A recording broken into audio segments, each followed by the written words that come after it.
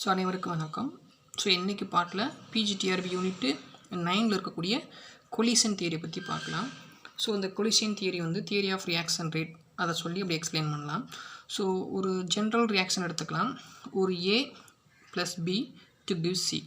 இப்போ ஏன்ற reactant பின்ற reactant react ஆகி சின்ற ப்ராடக்ட் ஃபார்ம் ஆகுது. ஓகேங்களா? அப்போ ஏவும் பியும் கொலிஷன் நடந்து தான் ப்ராடக்ட் ஃபார்ம் ஆகும். அப்போ first what is collision? Collision என்னென்னு தெரிஞ்சு வச்சுக்கோங்க.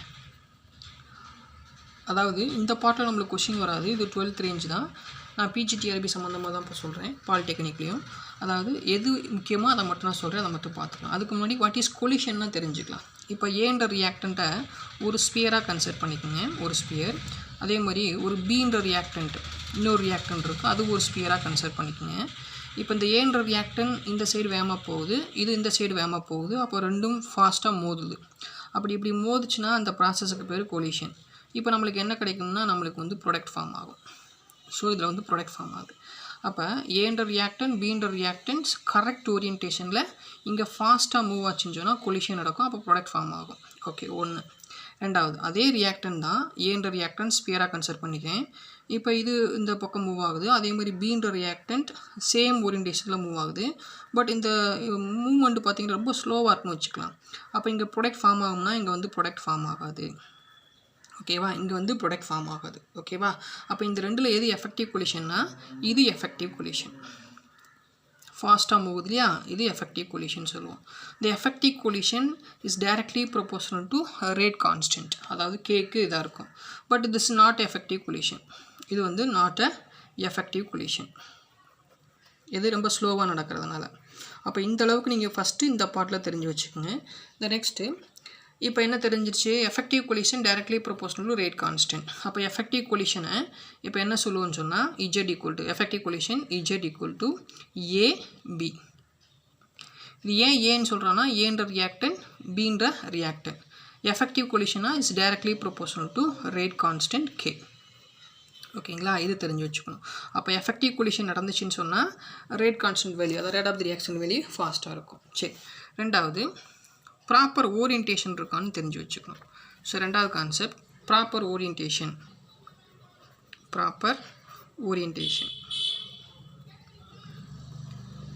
ஸோ என்ன ப்ராப்பர் ஓரியன்டேஷன்?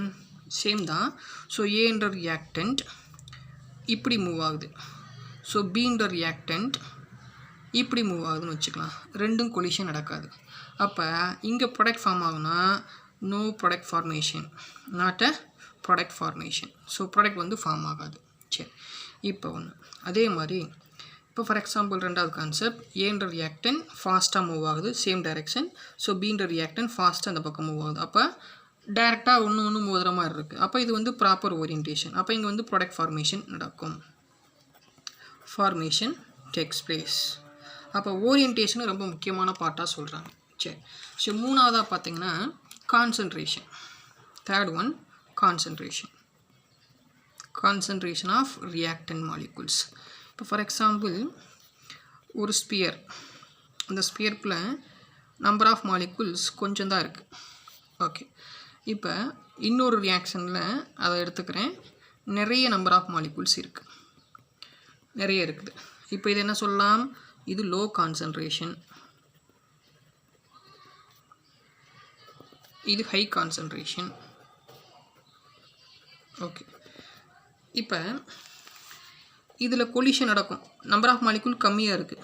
அப்போ நம்பர் ஆஃப் மாலிகுல் கம்மியாக இருந்துச்சுன்னா இங்கே கொலிஷன் நடக்கிறது ரொம்ப ரொம்ப ரொம்ப ரொம்ப லோவாக இருக்கும். அப்போ இங்கே என்ன சொல்லலாம்? கொலிஷனும் என்ன சொல்லிடலாம்? லோன்னு சொல்லிடலாம். லோ. இங்கே நிறைய மாலிகுல்ஸ் இருக்குது. அப்போ கொலிஷன் வந்து ஹையாக இருக்கும்.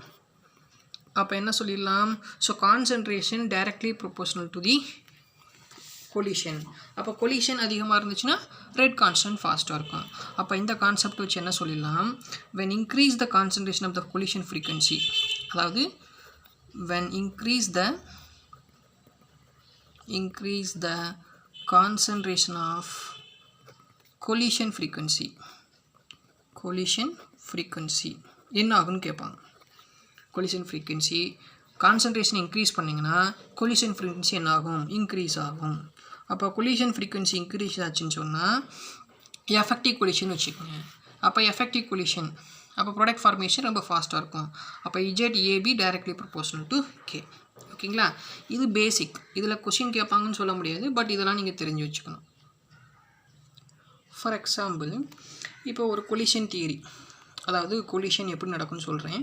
ஸோ கொலிஷன் தியரி, ஓகே, இந்த பார்ட்டில் கொஷின் கேட்க வாய்ப்பு இருக்குது. ஃபஸ்ட்டு என்ன ஆகணும்னா, ரியாக்டன்ட், அதாவது particle, reactant particles. So particle must collide, அதாவது ரெண்டு ரியாக்டன்ட் வந்து கண்டிப்பாக வந்து கொலைட்ஸ் ஆகணும். இதுதான் ஃபஸ்ட்டு கண்டிஷன். சரி, வித்து சஃபிஷியன்ட் எனர்ஜி, இங்கே எழுதிடுறேன், with sufficient energy, sufficient energy. Okay, அப்போ அது மூணாவது கான்செப்ட் தான் ப்ராப்பர் ஓரியன்டேஷன், அதாவது கரெக்ட் ஓரியன்டேஷன் அல்லது ப்ராப்பர் ஓரியன்டேஷன். இந்த ஓரியன்டேஷன் தான் ரொம்ப ரொம்ப முக்கியங்க இந்த இதில். சரி, அப்போ கொலிஷன் தியரினா ரெண்டு ரியாக்டர் என்ன சொன்னோம், A + B to give C. First என்ன ஆகணும், இந்த ஏயும் பியும் கொலைட்ஸ் ஆகணும் வித் சஃபிஷியன்ட் எனர்ஜி. இந்த சஃபிஷியன்ட் எனர்ஜி என்னவாக இருக்குன்னு சொன்னால், அதாவது ஒரு கிராஃபில் சொல்கிறேன், ஃபார் எக்ஸாம்பிள் ஷார்ட்டாக சொல்கிறேன், புரிஞ்சுக்குங்க. அதாவது என்னென்னா, இது என்னது, இப்போ இது ரியாக்டண்டோட எனர்ஜி. இந்த ரெண்டு ரியாக்டண்ட் மோதி இது போய் இப்படி போய் திரும்பணும். அப்போ இந்த இது என்னன்னு சொன்னால் த்ரெஷ்ஹோல்ட் எனர்ஜி, த்ரெஷ்ஹோல்ட் எனர்ஜி. அப்போ இந்த ரெண்டு ரியாக்டண்ட் மாலிகுலும் மோதி அந்த உருவாகக்கூடிய அந்த கொலிஷன் நடந்து அந்த உருவாகக்கூடிய எனர்ஜி எதை அட்டைன் பண்ணோம்னா த்ரெஷ்ஹோல்ட் எனர்ஜி அட்டைன் பண்ணணும். இதை அட்டைன் பண்ணுறதுக்காக என்ன பண்ணுறோம், வெளியிலேருந்து நம்ம ஆக்டிவேஷன் எனர்ஜி நம்ம கொடுக்கலாம். இப்போ என்ன கொஷின் கேட்பாங்கன்னா, according to collision theory two reactant collide to give அப்படின்னு சொன்னால் நீங்கள் என்ன சொல்லணும், to give a threshold, to கிவ்ன்னு சொல்ல வேணாம், to attain a threshold energy. ஓகேங்களா? இது வந்து ப்ராடக்டோட எனர்ஜி. ஓகேங்களா? இப்போ இது எண்டோதெர்மிக், அது என்னன்னு பின்னாடி பார்க்கலாம். இதை ஃபஸ்ட்டு தெரிஞ்சு வச்சுக்கணும். சரி, அப்போ இதை வச்சுக்கிட்டு என்ன கொஷின் கேட்கலாம். இப்போ என்ன சொன்னேன், rate constant K directly proportional to இஜெட்னு சொன்னோம், ZABன்னு சொன்னேன். Rate constant K directly proportional to Z. இந்த இஜெட்ன்றது என்னது, எஃபெக்டிவ் கொலிஷன், அதாவது நம்பர் ஆஃப் கொலிஷன். இன்னும் பெர்ஃபெக்டாக சொல்லணும்னா, இந்த ஏன்ற ரியாக்டன்ட் இந்த பீன்ற ரியாக்டன்ட் ரெண்டும் கொலைட் ஆகுது. 100 டைம்ஸ் கொலைட் ஆச்சுன்னு சொன்னால் ஒவ்வொரு டைம் மோதுறப்பையும் எனர்ஜி கொடுக்காது, சில டைம் வேஸ்ட் ஆகும். ஓகேங்களா? அதை தான் எஃபெக்டிவ் கொலிஷன் சொல்கிறோம். அப்போ இது ரெண்டும் 100 டைம்ஸ் மோதுது, 100 டைம்ஸ் ரெண்டும் மோதுன்னு வச்சுக்கலாம், கொலைட் ஆகுது. ஸோ கொலைட் ஆகிறப்ப ஒரு 90 டைம்ஸ் வந்து எனர்ஜியை ப்ரொடியூஸ் பண்ணுது. அப்போ 10 டைம்ஸ் வந்து கொடுக்கல. அப்போ 100 டைம்ஸ் வந்து கொலிஷன், பட் எஃபெக்டிவ் கொலிஷன் 90. அப்போ எஃபெக்டிவ் கொலிஷன் எவ்வளவோ அப்போ rate constant value, rate of the reaction ஹையாக இருக்கும். அப்போ K directly proportional to ZAB. இந்த ஏபின்றது என்ன சொல்லியிருக்கேன், ரியாக்டன்ட்டு A அண்ட் B. சரி, ரெண்டாவது. இப்போ இதவே என்ன சொல்லலாம்னா, K டைரக்ட்லி ப்ரொபோஷனல் டு Fன்னு சொல்கிறேன். அதாவது என்ன சொல்லலாம்னா, frequency of molecule having minimum energy, அது என்னன்னு சொல்கிறேன், இப்போதைக்கு நீங்கள் பார்த்து வச்சுக்கோங்க. தென் தேர்ட் கான்செப்ட் என்ன சொல்லலாம்னா, K directly proportional to temperature. So temperature increase பண்ணுறப்ப ரேட் கான்ஸ்டன்ட் இன்க்ரீஸ் ஆகும். இது K வேல்யூ கான்ஸ்டன்ட் தான், ஆனால் டெம்பரேச்சர் இன்க்ரீஸ் பண்ணுறப்ப அந்த K வேல்யூ வந்து வேரியபிள். ஓகேவா? இதைத்தான் நம்ம அர்கினியஸ் ஈக்குவேஷனில் பார்ப்போம், அது அப்புறம் பார்த்து வச்சுக்கலாம். தேர்ஃபோர் ரேட் ஈக்குவல் டு என்ன சொல்லலாம், therefore rate equal to collision frequency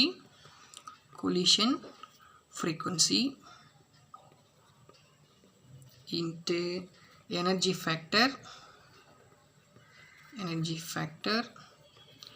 into orientation,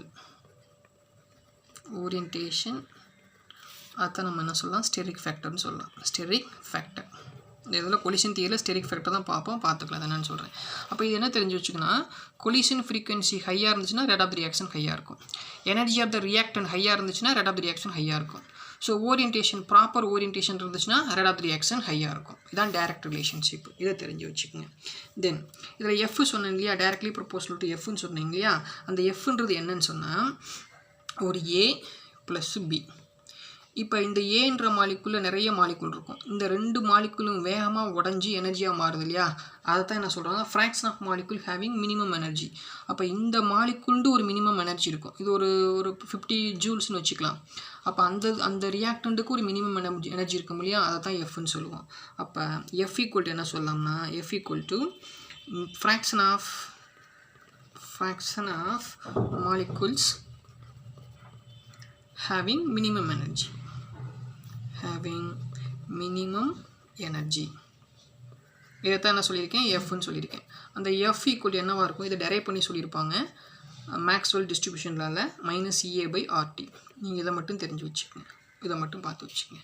அப்போ என்ன சொன்னோம், இங்கே என்ன பார்த்தோம், K directly proportional to Z, then K directly proportional to F, then K directly proportional to T ன்னு சொன்னோம். இப்போ இது ஒரு ஈக்குவேஷன் கன்சிடர் பண்ணலாம். அப்போ ரேட் ஈக்குவல் டு, அதாவது K equal to EZ AB, எஃப்க்கு பதிலாக என்ன சொல்லலாம், e⁻−EA/RTன்னு கொண்டு வந்துடலாம், RT. அப்போ இங்கே ஒரு ஸ்டெரிக் ஃபேக்டர் சொல்லியிருக்கேன் இல்லையா, இந்த இடத்துல ஒரு ஸ்டெரிக் ஃபேக்டர். அப்போ K equal to PEZ e⁻−EA/RT. இதுதான் அர்குனியஸ் ஈக்குவேஷன். ஓகேங்களா, இதை டைரெக்டாக நம்ம இதை படிச்சுக்கிட்டாவே போதும். அதுக்கடுத்து இதிலேருந்து என்ன சொல்லலாம்னா, இதில் யார் எக்ஸ்போனன்ஷியல் ஃபேக்டர், எக்ஸ்போனன்ஷியல் ஃபேக்டர் பார்த்தீங்கன்னா யார், இதான் எக்ஸ்போனன்ஷியல் பவர், e⁻−EA/RT. ஓகே, அப்போ எக்ஸ்போனன்ஷியலுக்கு முன்னாடி இருக்கிறது யார், இந்த பியும் இஜெட்டும். அப்போ ரெண்டாவது இந்த பிஇஜெட், அது இங்கே எழுதிடுறேன். ஸோ ரெண்டாவது பார்த்தீங்கன்னா இந்த பியும் இஜெட்டும், இது எக்ஸ்போனன்ஷியல் ஃபேக்டர். அப்போ அதுக்கு முன்னாடி இருக்கிறதுனால இது என்ன சொல்லுவாங்கன்னா free exponential factor. Free exponential factor. இப்போ இதில் தான் கொஸ்டின். இப்போ ஃப்ரீ எக்ஸ்போனன்ஷியல் ஃபேக்டர் டெம்பரேச்சருக்கு எப்படி இருக்குன்னு கேட்பாங்க. அதே மாதிரி ஆர் வேல்யூ, இதில் என்னது, டீயும் இஏ மட்டும்தான் மாறும், நாட் கான்ஸ்டன்ட், மிச்சம் எல்லாமே கான்ஸ்டன்ட் தான். அப்போ ஃப்ரீ எக்ஸ்போனன்ஷியல் ஃபேக்டர் டெம்பரேச்சருக்கு என்ன ரிலேஷன்னு கேட்டால் அதை சொல்ல தெரியணும். அதை பின்னாடி நான் எக்ஸ்பிளைன் பண்ணுறேன், பார்க்கலாம். இப்போ இந்த ஈக்குவேஷனில் இந்த இஜெட்ன்றது என்னது, கொலிஷன் ஃப்ரீக்வன்சி, அது எஃபெக்டிவ் கொலிஷன் ஃப்ரீக்வன்சி, நீங்கள் கொலிஷன் ஃப்ரீக்வன்சினே வச்சுக்கோங்க. ஓகே, இந்த பின்றது என்ன, இதுதான் ஸ்டெரிக் ஃபேக்டர். அப்போ இந்த இதில் இருந்து தான் அர்குனியஸ் ஈக்குவேஷன் என்ன பண்ணியிருப்பாங்கன்னா இந்த பின்ற டேமை ரீப்ளேஸ் பண்ணி கொண்டு வந்து கொடுத்துருப்பாங்க.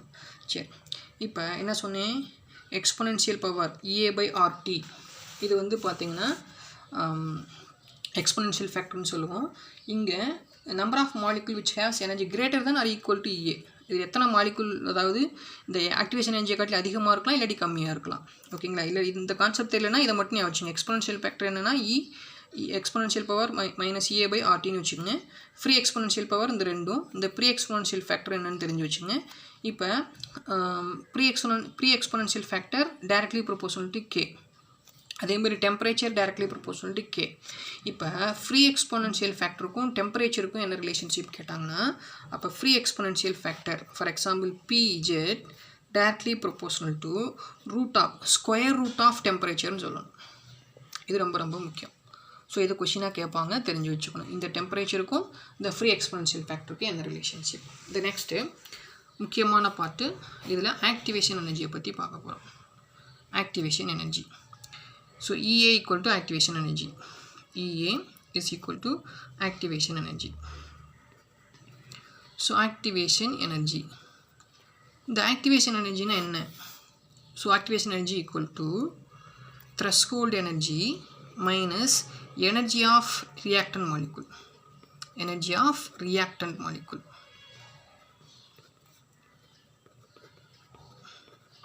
இப்போ EA தெரிஞ்சு நம்ம வந்து கேட்டலிஸ்ட்டில் பார்த்துருப்போம். EA வேல்யூ ஹையாக இருந்துச்சுன்னா ரேட் ஆஃப் தி ரியாக்ஷன் ஸ்லோவாக இருக்கும். EA வேல்யூ லோவாக இருந்துச்சுன்னா ரேட் ஆஃப் தி ரியாக்ஷன் ரொம்ப ரொம்ப ரொம்ப ஃபாஸ்ட்டாக இருக்கும்.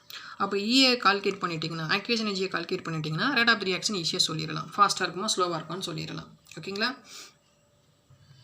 இப்போ இந்த ஆக்டிவேஷன் எனர்ஜி பார்த்தீங்கன்னா ரெண்டு கிராஃப்லேருந்து பார்ப்போம். ஒன்று வந்து எக்ஸோதெர்மிக் கர்வு, இன்னொன்று வந்து எண்டோதெர்மிக். இப்போ ஃபார் எக்ஸாம்பிள் எக்ஸோதெர்மிக் ரியாக்ஷன் அதாவது எப்படி இருக்கும், எக்ஸோதெர்மிக்கில் எப்படி இருக்கும். ஃபார் எக்ஸாம்பிள் இப்போ potential energy versus reaction coordinate. இது reaction coordinate versus potential energy. இப்போ ரியாக்டன்ட் எனர்ஜி ஹையாகும், ரியாக்டன்ட் எனர்ஜி ஹையாக இருக்குது, ஸோ ப்ராடக்ட் எனர்ஜி கம்மியாக இருக்குது. இப்படி இருந்துச்சுன்னா அது எக்ஸோதெர்மிக். கர்வு கீழே இருந்துச்சுன்னு சொன்னால், இப்படி மேலே போயிட்டு கீழே வருது, கர்வு கீழே இருந்துச்சுன்னு சொன்னால் எக்ஸோதெர்மிக் கர்வ். இது எக்ஸோதெர்மிக். அப்போ இது energy of reactant, this is energy of product. ஓகேங்களா? அப்போ இது என்னது? Threshold energy. ஓகே, அப்போ இது ஆக்டிவேஷன் எனர்ஜினா எது ஆக்டிவேஷன் எனர்ஜின்னு சொன்னால் ரியாக்டண்ட்டுக்கும் அந்த த்ரெஷ்ஹோல்டு எனர்ஜிக்கு உள்ள தூரம் தான் என்ன சொல்லலாம்னா activation energy. This is called as a EA, activation energy. Activation energy. Okay, இது ஃபார் A gives Bக்கு, அதாவது ஃபார்வர்ட் ரியாக்ஷனுக்கு. இதே ரிவர்ஸ் ரியாக்ஷனாக இருந்துச்சுன்னா ஆக்டிவேஷன் எனர்ஜி என்னவாக இருக்கும்? ப்ராடக்ட்டுக்கும் அந்த த்ரெஷ்ஹோல்டு எனர்ஜிக்கும். அப்போ இது என்ன சொல்லலாம்? ஃபார் எக்ஸாம்பிள் புரியுதுன்னு நினைக்கிறேன், பாருங்கள். இப்போ A to B இது forward reaction. For reverse reaction கேட்டாங்கன்னா ரிவர்ஸ் ரியாக்ஷனுக்கு B to A தான் ரிவர்ஸ் ரியாக்ஷன். அப்போ ரிவர்ஸ் ரியாக்ஷன் இது எனர்ஜி ஆஃப் ப்ராடக்ட். அப்போ ப்ராடக்ட்லேருந்து ரியாக்டண்ட்டுக்கு அந்த தூரத்தை என்ன சொல்லலாம்? Activation energy for reverse. இது ரிவர்ஸ் ரியாக்ஷன். இது என்ன சொன்னேன்? Activation energy of forward reaction. Okay, அப்போ இது என்னது? ரியாக்டண்ட்டுக்கும் ப்ராடக்ட்டுக்குள்ள எனர்ஜி. இது என்னது அப்படின்னா இதுதான் டெல்டா இ, எனர்ஜி சேஞ்ச். இந்த எனர்ஜி சேஞ்சு தான் நம்ம டெல்டா இ என்ன சொல்லியிருப்போம் தெர்மோடைனமிக்கில்? Delta E equal to delta H minus P delta வின்னு படிப்போம். இப்போ டெல்டா ஈக்குவல் டு டெல்டா ஹெச்னு வச்சுக்கோ, இது கான்செப்டில் நம்ம வெளியில் எடுத்துருவோம். Delta equal delta H. அப்போ இந்த வேல்யூ எப்போ பாசிட்டிவாக வரும்? Delta H value E becomes delta H, it is negative or positive. So நெகட்டிவாக இருந்தால் எக்ஸோதெர்மிக்கு, இன்கேஸ் டெல்டா ஹெச் வேல்யூ பாசிட்டிவாக இருந்தால் எண்டோதெர்மிக், எண்டோ. ஸோ இந்த ரியாக்ஷனில் இந்த கிராஃபுக்கு பாருங்கள். ஸோ என்ன எப்படி கண்டுபிடிக்கலாம்? இதெல்லாம் மெமரியே பண்ணக்கூடாதுங்க. டெல்டா ஹெச் அதாவது எனர்ஜி ஆஃப் த ரியாக்டன்ட் பாருங்கள், ER equal to energy of the reactant reaction.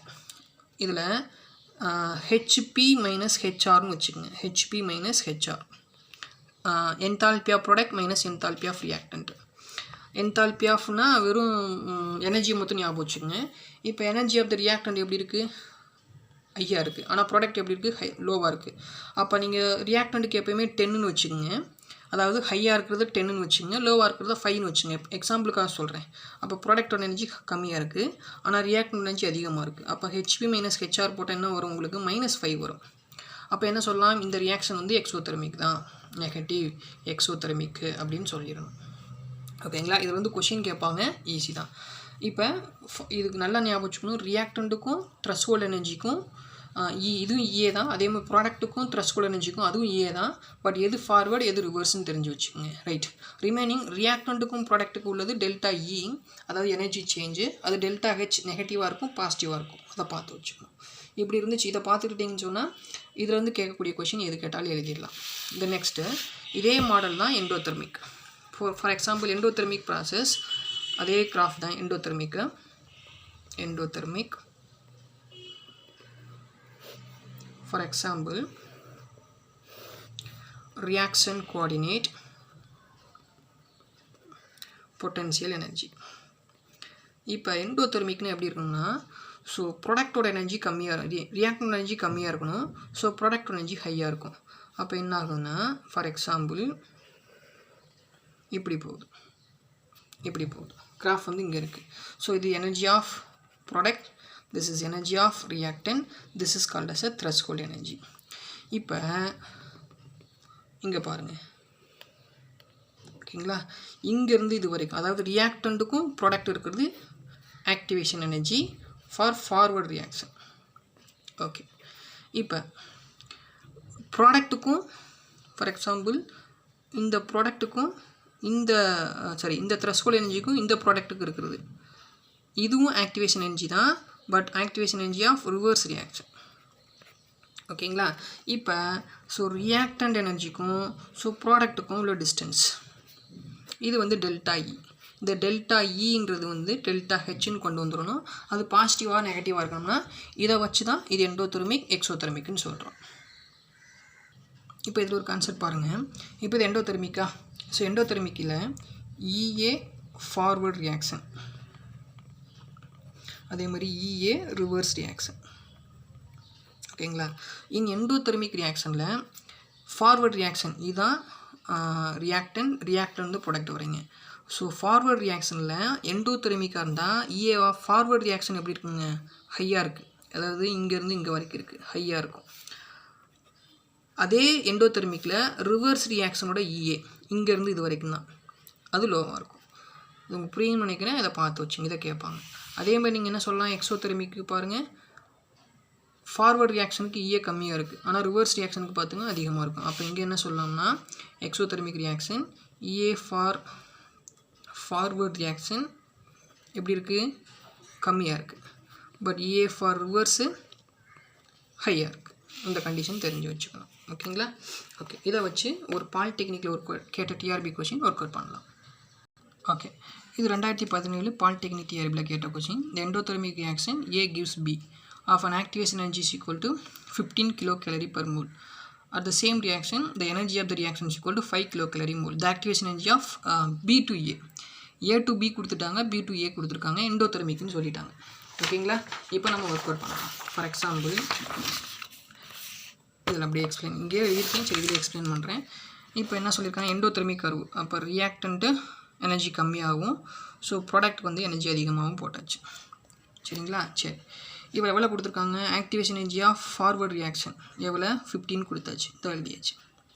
Okay, energy எவ்வளோ கொடுத்துட்டாங்க, எனர்ஜின்னு கொடுத்துட்டு 5 கிலோகலரின்னு கொடுத்துட்டாங்க. இங்கேருந்து இது வரைக்கும் 5ன்னு சொல்லியாச்சு, இதை எழுதிட்டேன். என்ன கேட்டிருக்காங்க, ரிவர்ஸ் ரியாக்ஷனோட ஆக்டிவேஷன் எனர்ஜி என்னன்னு கேட்குறாங்க. அப்போ இங்கேருந்து இதை கேட்டிருக்காங்க. நல்லா கொஞ்சிங்க, ஃபார்வர்ட் ரியாக்ஷன் கொடுத்துட்டாங்க, எனர்ஜி ஆஃப் த ரியாக்டன் கொடுத்துட்டாங்க, அதாவது ரெண்டுக்குள்ள டிஃப்ரென்ஸ் எவ்வளோன்னு கொடுத்துட்டாங்க.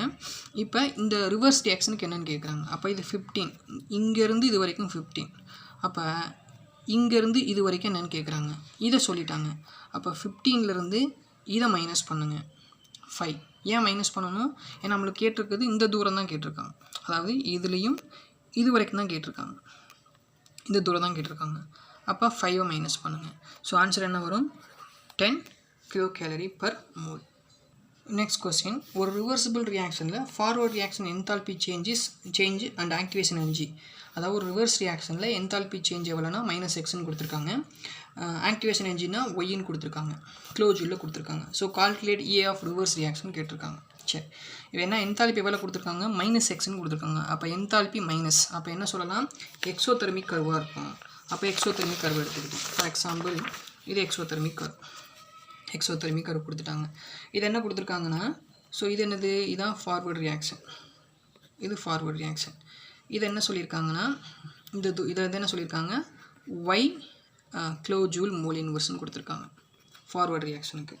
அப்போ இந்த தூரத்தை என்ன சொல்லியிருக்காங்க, இந்த இதுலேருந்து இது வரைக்கும், அதாவது இங்கேருந்து இந்த தூரத்தை, இதைத்தான் -xன்னு சொல்லிட்டாங்க. -x kilojoule mole inverse. என்ன கேட்டிருக்காங்கன்னு சொன்னால், இப்போ ஃபார் எக்ஸாம்பிள் இந்த இது கொடுத்துட்டாங்க. அப்போ ரிவர்ஸ் ரியாக்ஷன், இது ஃபார்வர்ட் ரியாக்ஷன், இங்கேருந்து ரிவர்ஸ் ரியாக்ஷன். அப்போ இங்கேருந்து இந்த தூரத்தை கேட்டிருக்காங்க, இங்கேருந்து இந்த தூரத்தை, அதாவது ரிவர்ஸ் ரியாக்ஷனோட இஏவலன்னு கேட்டிருக்காங்க. அப்போ ரிவர்ஸ் ரியாக்ஷன் இஏன்னா இதையும் என்ன பண்ணணும், ஆட் பண்ணணும். அப்போ -x இங்கே ஒய்ஏ, அப்போ x + y kilojoule mole inverse. ஓகேங்களா, x + y kilojoule mole inverse. ஆனால் ஆன்சர் என்ன கொடுத்துருக்காங்கன்னா, x + y இந்த கிலோஜூலை வந்து ஜூலாக மாற்றுறப்ப என்ன ஆகுனா 10⁻³ ஜூல் மோல் இன்வர்ஸ்னு வரும். நம்ம பார்த்தோம் இல்லையா, collision equation k = ZP e⁻ a/RT. இதுலேருந்தே நம்மளுக்கு தெரிஞ்சுது. ஃபஸ்ட்டு இந்த ஈக்குவேஷனை படிச்சுக்கோங்க. ஓகே, இப்போ k இன்க்ரீஸ் பண்ணிங்கன்னா, k வேல்யூ இன்க்ரீஸ் பண்ணுறீங்க, அப்போ என்ன ஆகும், rate of the reaction increase ஆகும்.